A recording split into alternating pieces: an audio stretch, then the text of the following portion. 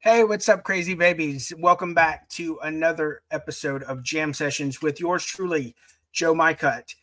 Today was a huge honor for me on Jam Sessions. Today was like full circle. I got the privilege of having on today's episode Marie Dawn Moldovan, my friend, my mentor, my publisher, and just all around uh, one of the people who I hold to standard in how I behave and interact with people on a day-to-day basis. So, not to put her up on a pedestal, but she's definitely top notch in my book. So, without further ado, um, let me take you on this interview that was an emotional roller coaster. I really appreciate Marie coming on and opening up her story to you guys so that you can get to know more about her and her book and maybe take away a little bit of empowerment in your own circumstances. So I'm going to jump off here and bring to the stage Marie Dawn Moldovan, author of 20 Years of Winter.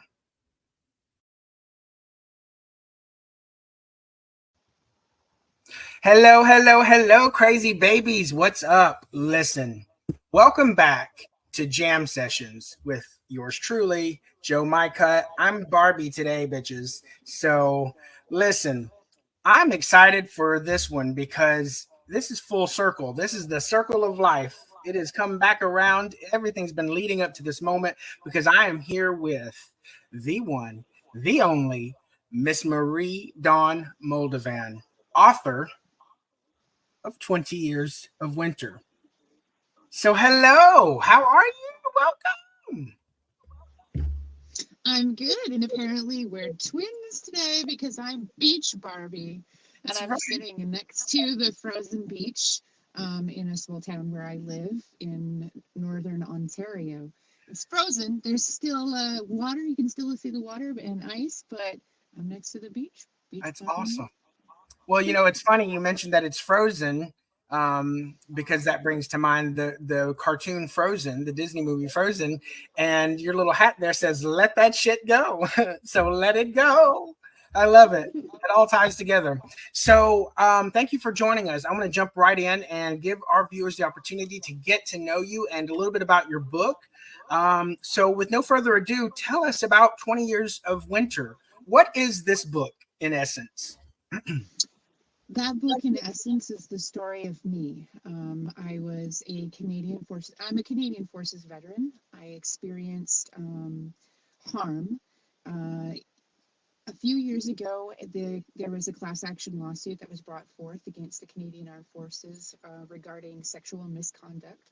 Many individuals that served in the military were sexually harassed, and many very aggravated crimes were committed against them. And I was an individual who experienced a high harm against my person. My fellow soldiers committed a crime against me. They caused me a lot of pain. There was a lot of things that I had a lot of difficulty to come back from. And I experienced a lot of things like victim blaming. I was put in a position where I was the individual who was assaulted, grossly assaulted and harmed, and I was treated like a criminal. For a very long time, they were shuffled under the rug. I felt like I didn't have a voice. And at some point in time, I did lose my capacity. I lost my capacity to trust. I lost my capacity to speak. I withdrew into myself. So for me, it's like gaining back my power, Mhm. and getting back my voice and standing up and saying, you know what, this is something that was committed to me. I was harmed. It's okay to speak about it. It's okay to feel how I feel about it. It's okay, it's okay. And nobody has the right to like put me down or treat me badly or kind of put me in, try to blame me and put me in a position of saying that it was my fault. I did nothing wrong. I did not commit the crimes against myself. Um, and I chose autobiographical poetry because it is an autobiographical poetry book because was for me the way that I could bring my words forward. I had to manipulate my mind a lot, so I had to kind of like um, use work with myself to be able to bring things forward. Because when you go into a memory, especially a traumatic event, it's like re-victimizing yourself. It's really hard for an individual to go back and relive those things. But I wanted to tell the story. I wanted to gain the strength and bring the information forward. So I used various different techniques to bring that story forward. Even if, like, as in some situations, I gave myself, instead of naming myself, I gave myself another name to almost give it like a fairy, a mythos and fairy tale type of aspect, so that I could fully tell the tale of what happened to me, but also afford myself a form of separation to preserve my mind, Mm-hmm. because the events were traumatizing. And I did the best that I could to explain like the different aspects. Like one of the poems in there, if you would read it, and if you have a psychological background, you would see how that is my best attempt to explain what is somewhat like a fugue situation. And a fugue situation is like, in that poem, it's called Pain. I think it's Pain, or is it another one? There is one poem in there where I talk about self hypnosis and stuff like that. And in that poem, what happened is I'm telling the tale about when I was trying to remember the location of one of the major crimes that was committed against me, but I couldn't. It was like completely wiped out of my memory. And then one day I found myself driving across, country, and landed right in front of the location that I couldn't remember, that was completely blanked out. And I remember pulling over. I was driving my truck, and I remember pulling over, stopping, opening up my truck door, getting out, and then stopping in the middle of the road and witnessing myself walk past me, holding my sorry, I gotta hold back that emotion. I can't believe that. It's like, wow. Whew. Just give me a second. I watched myself walk past me, holding my combat boots, and my uniform was torn, and there was a little bit of blood, walking barefoot down the street. And it was like, you know, uh, watching a film. Like, I was completely separated from it and having the memory play out right in front of me. And so one of the poems was my best attempt to explain everything that I had witnessed and bring it forward and tell the tale. And a lot of this is also so that I can move forward as an individual, because I found that at one point in time I could no longer put things into words. I'd lost my capacity to write. I'd lost my capacity to draw. And I think that's probably because at one point in time I was really an artistic person. I mean, I really loved art. I was very expressive. And then damage occurred, a lot of trauma occurred, and I lost the capacity to even create. And so, in a sense, me being able to do what I did is also empowering, but it's also overcoming something that has held me back and caused me a lot of pain, and kind of left me in some kind of like in a form of prison almost for a very long time. Um, and the book itself is representing how I was able to cross over the bridge of losing my ability to tap into my artistic side, which is, I think I lost that ability because the artistic aspect of myself, like the artistic aspect for me personally, is really connected to my emotions and my soul and who I am. And when I became wounded, it's like I couldn't communicate that. It had to be locked away. So even creating brought up and caused me to relive things that I was not prepared to live. So for a very long time, I couldn't even communicate that. And so I had a therapist tell me, you know what, you should just, try to write. And I was like, I couldn't. I was like, I can't. This is difficult. And there's even a poem in there talking about I call my therapist. There's a reference to a doctor, and then Um, it basically talks about that situation. So I ended up, when my husband passed away in 2018, I ended up at this position where I was overwhelmed and saturated, and I couldn't hold in anymore. So I was kind of backed into the position where it's like, I need to let this out. And there's this old Ojibwa saying that wounds of the soul manifest as a physical disease. So I was kind of like, you know what? I need to move forward. I need to release myself from this personal prison, this hell that I am in. I mean, a lot of it was from the trauma, and a lot of it was from, the fear and not wanting to relive these things. So I took the advice of my therapist and I started scribbling. And then the scribbles turned into gibberish, and the gibberish became poetry, and then the poetry became art, and then I went on from there. So basically, the book is my journey of empowerment. Right. It's a really long answer. Did I That's a take beautiful. 20 minutes? That's that's a I beautiful went answer, and I went from crying to laughing in a span of whatever time that is. It's like that's weird.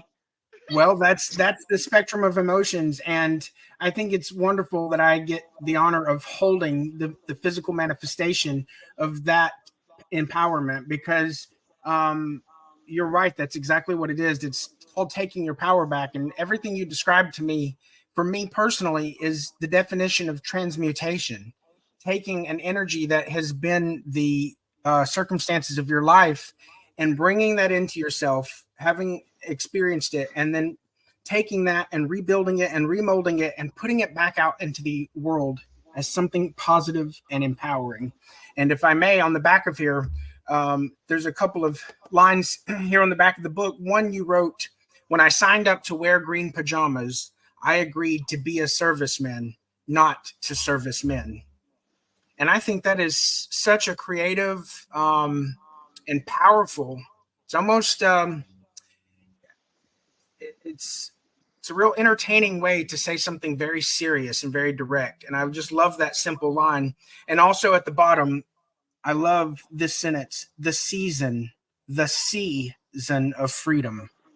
And so winter, which we may have just answered our question, but why the title 20 Years of Winter? What does it mean? Well, for I'd say over about 20 years, I lived in a state of emotional winter, cold, detached, unable to really um, express. Um, there's a lot to say about the winter when the snow falls and everything freezes over. And that's kind of how I felt. I felt like I was no longer connected to the world around me. I had just been iced over, and it was experienced a form of winter. No more like really cold emotions shut Mhm. down.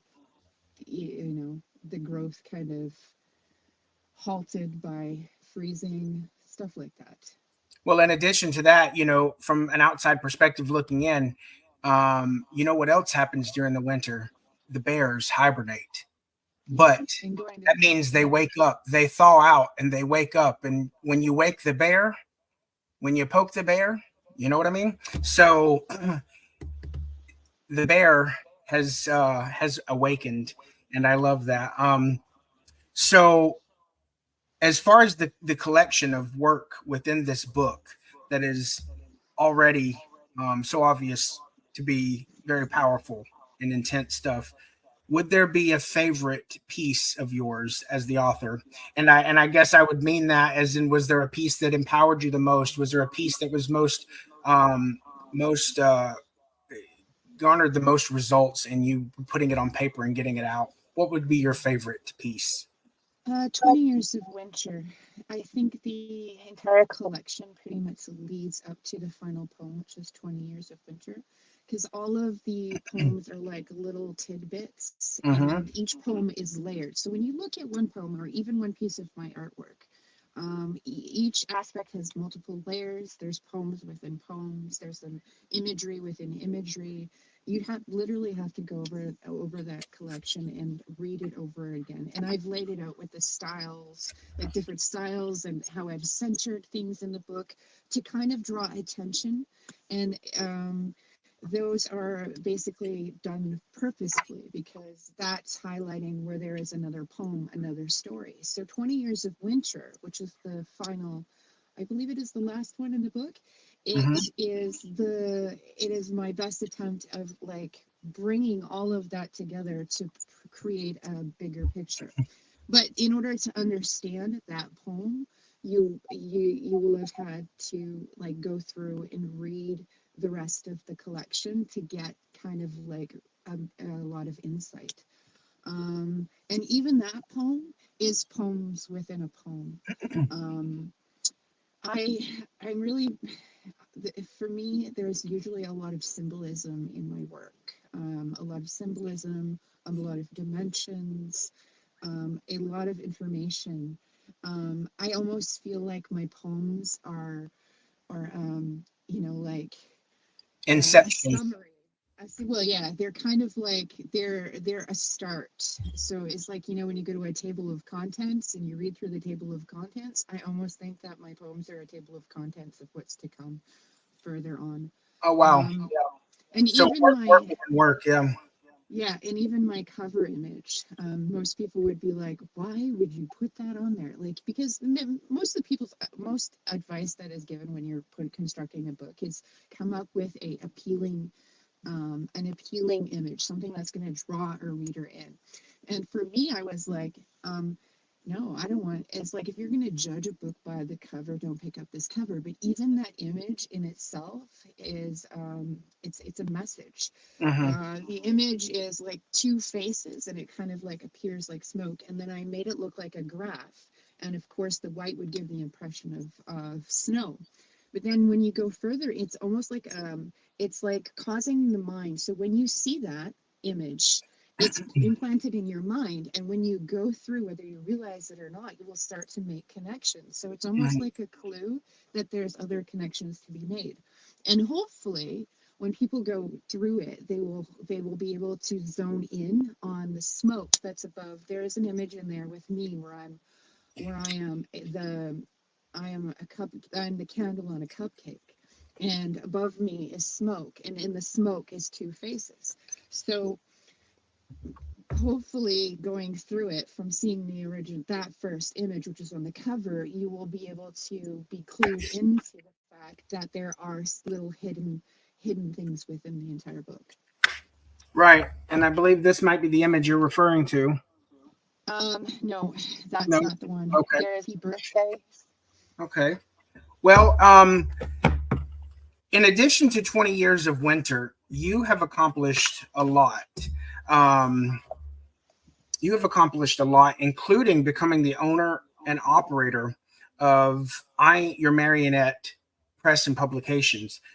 What's your goal with that organization? What drives you behind creating a publishing house, and what's next for Mary?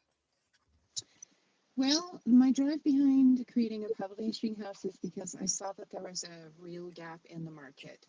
Um, I believe that there is a gap in the market for individuals like myself.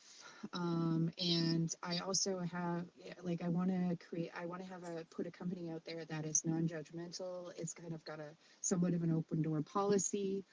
Um, and um, takes a different approach to things. One thing that I noticed in when I first created my group with you and Alicia, is that there's a lot of organizations that are vanity organizations that kind of like take advantage of poets, and then there's a lot of difficult, and then there's a lot of other organizations that it's really difficult to get into if you want to publish.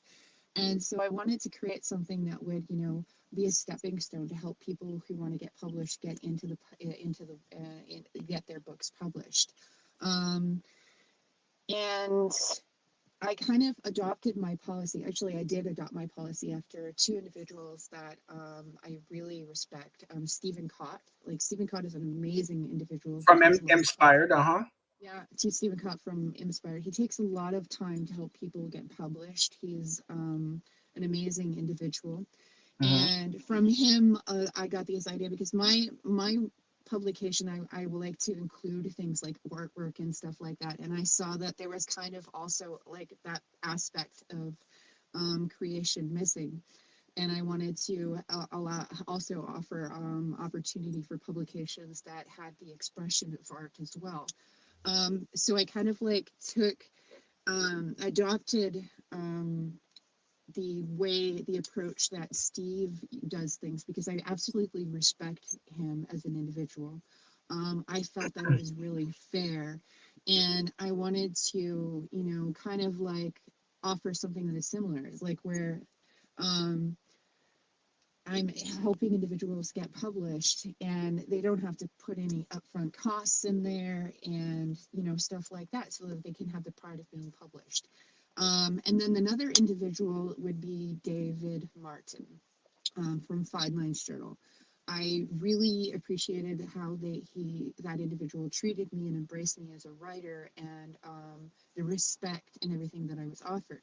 So I would say that these two individuals really influenced me on the direction that I was going to take with my publishing company, because I really liked how they approached individuals and how they treated individuals and how they were very, kind and considerate, and it's like they were more out there to assist individuals with publication than anything. And I'm kind of like that. I like to create avenues for individuals to move forward, because I mean I'm not really interested in the gatekeeping aspect of things, and there's a lot of that in the world. I'm more into, if we can work together and collaborate, we can, make the world a better place type of Mm-hmm. thing. And there's definitely, you wouldn't think that in such a world of people who seek to um, transform things into art and literature that can spread positive messages in the world, that there's a lot of adversity, but there is within the world of creating art and poetry. And I think it's because there's a lot of emotion and there's a lot of things that people are working with, and and we tend to have a survival mentality, and it's hard to let that guard down and to grow with people. You mentioned uh, a native reference earlier, and there's a reference called Ubuntu that I always go back to, and that basically says that I am because you are. And I think there's the story goes that there was a group of children in a small village in some country where someone, a scientist or whatever, went there, and he's studying the people, and he has a big basket of fruit, and he says to these children of the village, we're going to play a game, we're going to have a race, I'm going to put this big glorious basket of fruit on that end of the field, and then I'm going to count to three, and when I get to three, you're all going to take off running, and whoever gets to the basket first wins the prize. They win the basket of fruit, it's all theirs, you're the glorious winner. And so he says, 1, 2, 3, go. And they all grab hands, these kids, and they all calmly walk towards the basket together and arrive at the finish line together. And then they sit down around the basket of fruit and share the reward. And he says, I don't understand. I don't get it. Any one of you could have outran the other one to have the prize all to yourself. And they said, where would be the joy in that?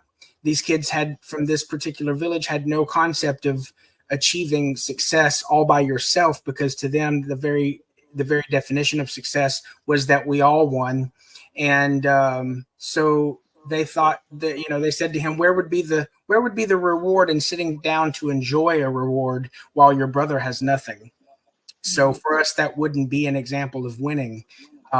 Getting there, arriving together, and sharing the fruits of our labor together. is what we consider winning. And so that's why they won the race the way they did. And it's called Ubuntu, Ubuntu. You can look that up and read that story. So we have definitely gone on an emotional roller coaster. We went from happy, bright Barbies to deep, dark, invested, wounded souls. And at the end of the day, we are empowered people who are not victims of our circumstances. We cannot control what has happened to us, but we have all the power in the world over how we respond and go forward with it. And with that being said, I am grateful for you coming on here with me and sharing such intimate details of your life experience so that other people may be inspired and know that they don't their life is not a perpetual winter. There is there is a season on the other side, a season of freedom. And when you're going through something, do just that. Go through it. Come out on the other side. So thank you. And then in spirit of lightheartedness, we'll refer back to your beanie that says, just let that shit go, everybody. So thank you, Mary. Bye. Mwah. Thank you so very much. Bye, crazy babies.